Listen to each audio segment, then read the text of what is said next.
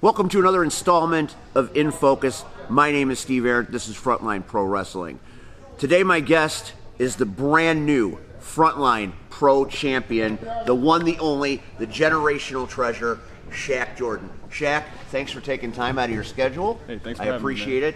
But let's get right to the brass tacks of this issue. Last month, you and Quinn Whittock had a dance that defined what Frontline Pro is all about. You leveled up to a point that we have never seen in one of the greatest matches that I have ever seen in my lifetime, that many have ever seen in their lifetimes. What have you been doing since that historic moment where you shocked the world, you broke a record, and you changed the game here at Frontline Pro? Man, I've been really living in the adrenaline of that moment ever since it happened. And yeah, it's still a surreal feeling because I don't know if you know the history, but my first world title win back in 2019, I also beat Quinn Whittock for that title. So to see how we both went off on separate paths, but came back and intertwined so perfectly and was able to make magic one more time, it just blew my mind.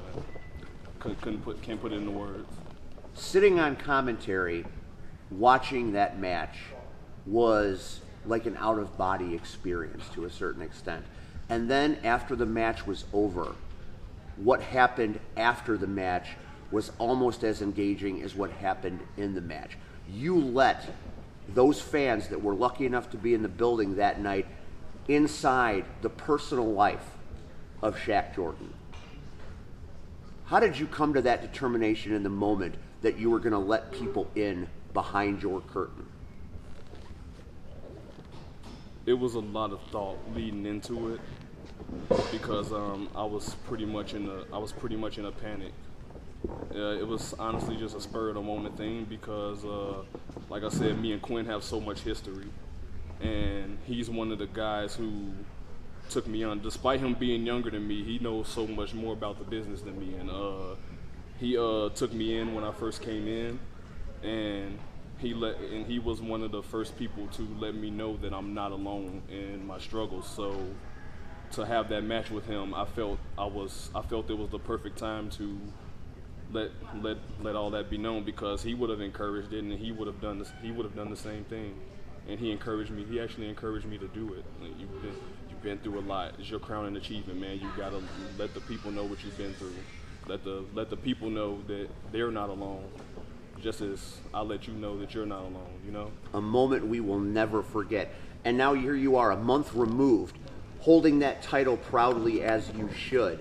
But it doesn't get easier. It gets harder. Tonight you find yourself standing on the train tracks, as it were, with a runaway Tommy Trainwreck coming right at you, looking to take that title.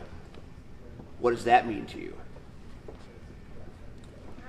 I'm not gonna downplay what Tommy Trainwreck's capable of, but I do have to say I did lose a bit of respect for him for what he said about what I did after my match. He said it made me weak, and yeah, that's to come after me and to come after the fans for real life experiences that happen to people in everyday life, that was kind of low, you understand? And you know what, I'm gonna get personal.